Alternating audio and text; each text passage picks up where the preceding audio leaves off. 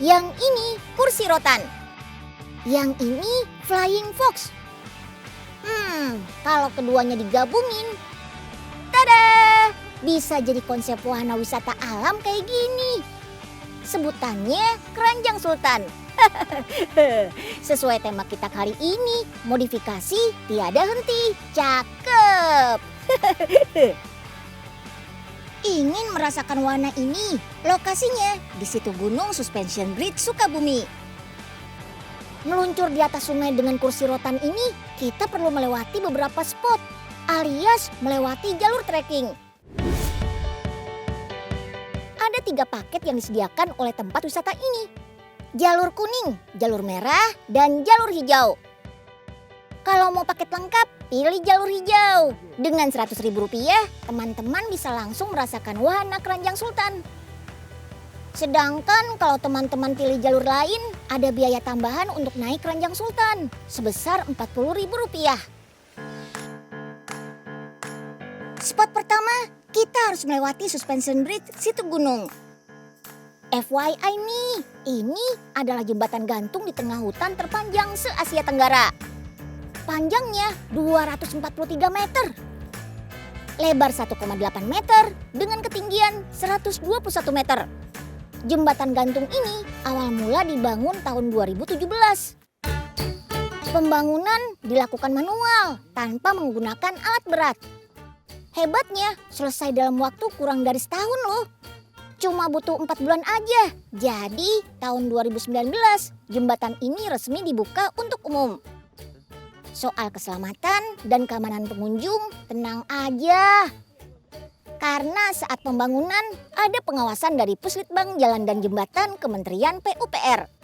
Ditambah lagi, pengunjung juga dipasangkan sabuk pengaman. Kalau kondisi angin lagi kencang, petugas akan meminta pengunjung untuk mengaitkannya ke tali jembatan.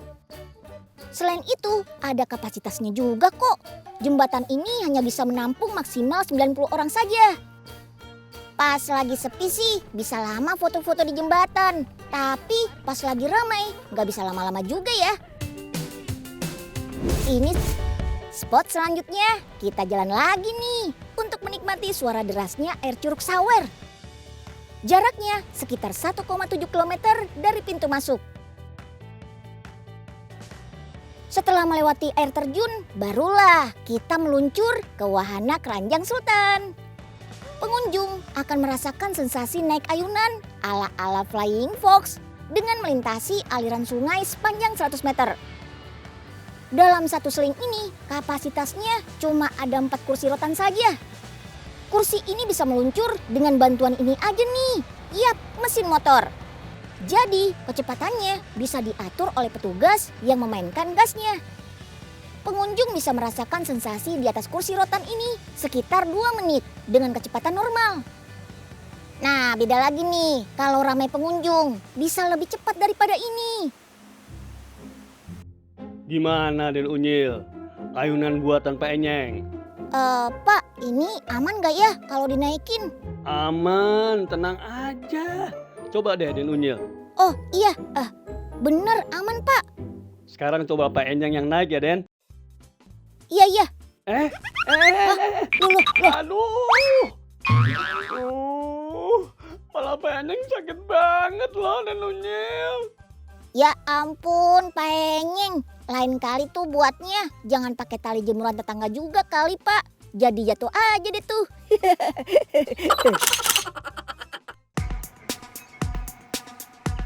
Nah, sebelum arah jalan pulang, pengunjung akan menyeberangi satu jembatan terakhir lagi nih. Sebutannya Jembatan Merah. Lebih pendek daripada jembatan sebelumnya sih, cuma 150 meter saja. Serunya lagi, jembatan ini terasa lebih goyang daripada Suspension Bridge. Apalagi waktu kita berada di tengah-tengah jembatan. Rasanya mau cepat-cepat sampai di ujung.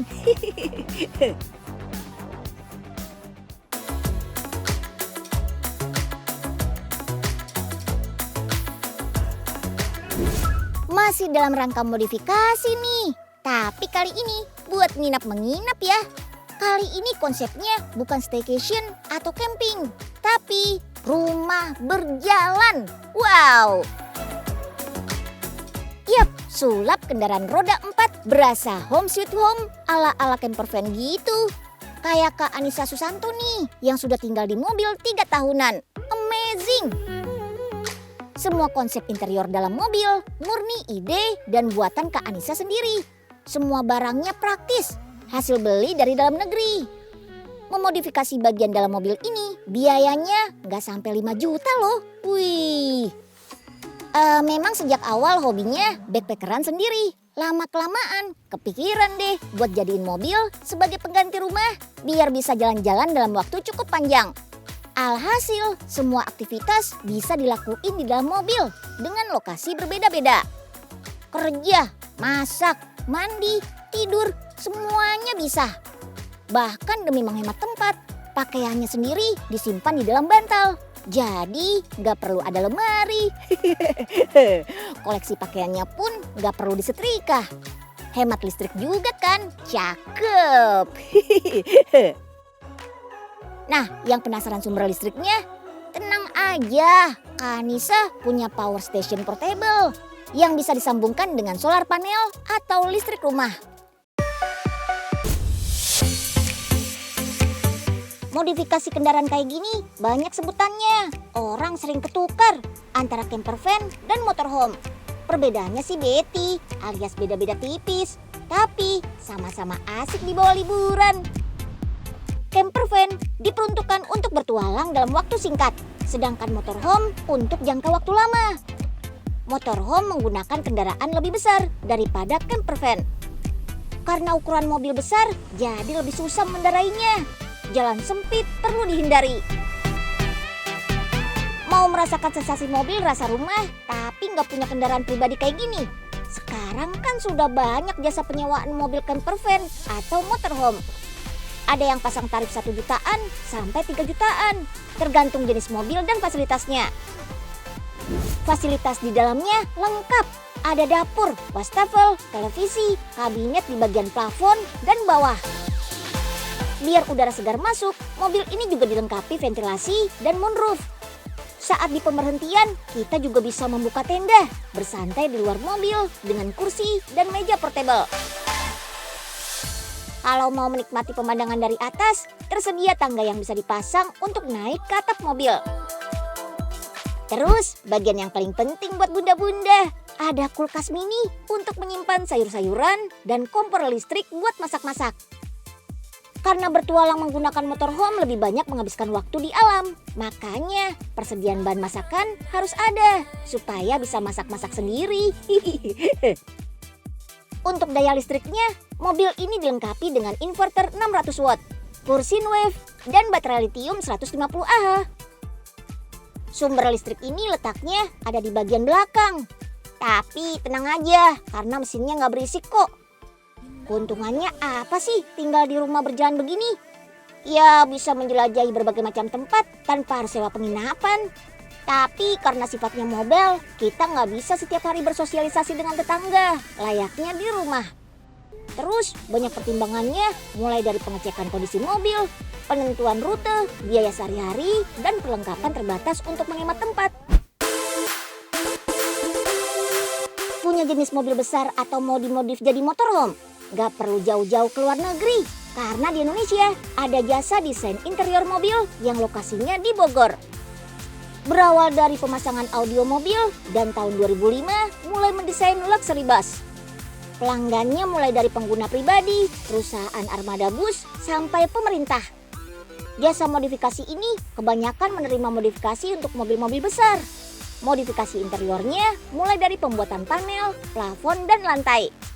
Ada peredam suara di lantai dan dinding, lalu di bagian plafon dilengkapi peredam panas. Tambahan pembuatan dapur, kabinet atas dan bawah, desain penyimpanan, dan pembuangan air. Semuanya terbuat dari kayu khusus yang didatangkan impor. Pemotongannya sudah terkomputerisasi untuk mengurangi kesalahan ukuran. Pemasangan kabinet harus dihitung dengan benar supaya saat melewati guncangan, kabinet tetap kokoh demi keselamatan penumpang. Gak lupa pemasangan komponen elektroniknya harus tepat supaya nggak terjadi konsleting.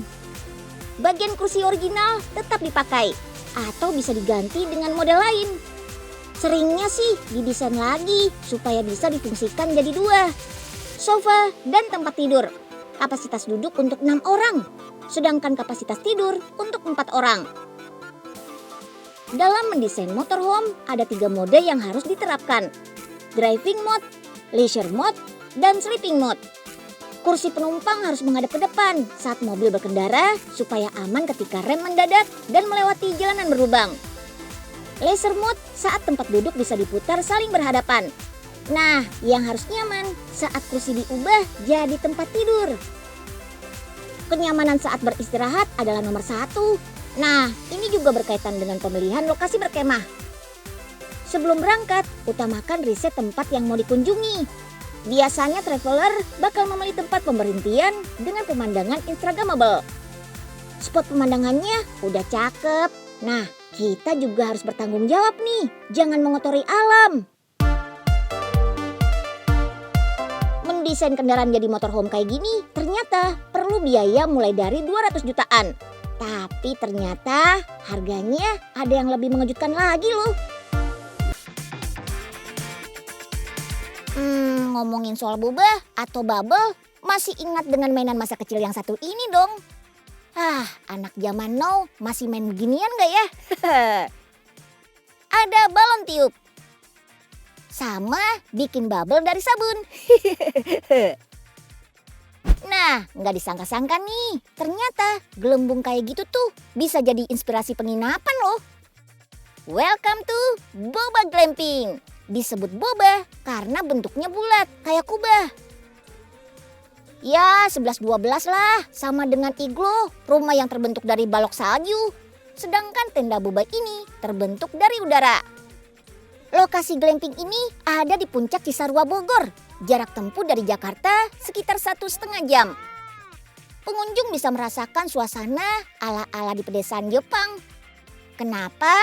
Karena di sini pengunjung bisa menyewa kimono. Bisa foto-foto di media sosial seolah-olah lagi di Jepang nih. Glamping atau disebut juga glamour camping selama pandemi ini makin jadi primadona. Tujuannya untuk healing, melepas penat dengan berwisata, menginap, dan lebih dekat dengan alam. Camping versus glamping, ternyata keduanya berbeda. Sama-sama tidur di tenda sih, tapi tenda glamping lebih mewah. Contohnya kayak si tenda boba ini nih. Sedangkan camping tendanya lebih kecil dan praktis. Glamping menawarkan suasana nyaman seperti rumah. Lengkap dengan fasilitas, tempat tidur, kamar mandi, sarana hiburan, dan makanan. Semuanya sudah disiapkan petugas deh. Beda sama camping, semua perlengkapan kita yang bawa sendiri. Mulai dari makanan, sleeping bag, alat masak, dan pelengkap lainnya. Tenda umumnya tertutup. Tapi di tempat yang ini anti mainstream karena tembus pandang. Diameternya sekitar 4 meter, masih leluasa buat 3-4 orang. Sederhana tapi terasa mewah karena experience-nya.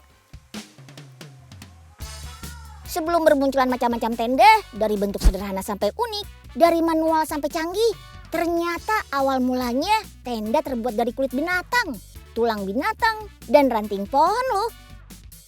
Zaman now, bahan pembuatan tenda dibuat seringan mungkin.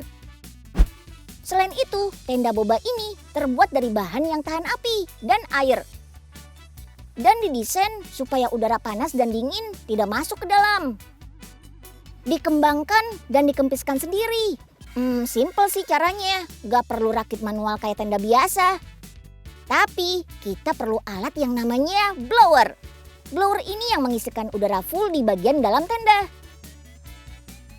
Pengisi udara ini dinyalakan selama 24 jam non-stop selama ada tamu yang menginap. Tapi kelemahannya saat tamu mau masuk, otomatis udara akan terbuang keluar. Jadi tenda akan sedikit kempis.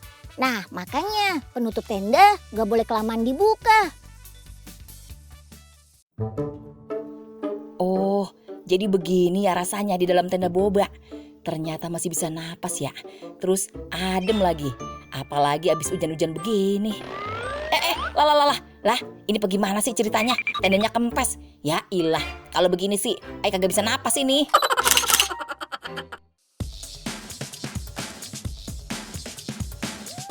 Selain bisa menikmati keindahan langit, glamping ini termasuk lengkap loh fasilitasnya. Ada tambahan kolam renang, televisi, dan dapur.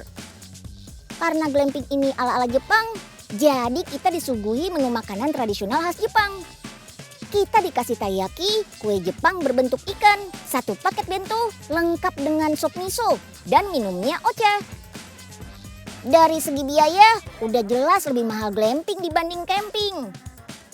Mau jadiin boba glamping ini sebagai list healing akhir pekan teman-teman? Biayanya mulai dari 1 jutaan saja per malamnya. Konsep menginap di tenda gelembung transparan ini sebetulnya sudah hits dari 5 tahun belakangan ya. Makin kesini banyak yang menawarkan penginapan di alam bebas begini ya. Teman-teman pilih yang mana nih? Glamping atau camping?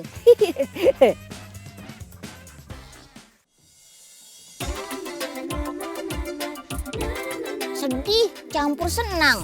Sedihnya karena Unyil harus pamit nih. Tapi senangnya karena sebelum pamit Unyil bakal kasih pertanyaan kuis berhadiah. Teman-teman yang tadi nonton dari awal sampai akhir, jamin deh bisa jawab kuis ini. Pertanyaannya, berapa panjang suspension bridge situ gunung? Yuk langsung aja cus ke Instagramnya Magazine Trans 7 ya. Ikutin rulesnya, menangkan hadiahnya. Unyil pamit dulu ya, sampai ketemu minggu depan. Dadah!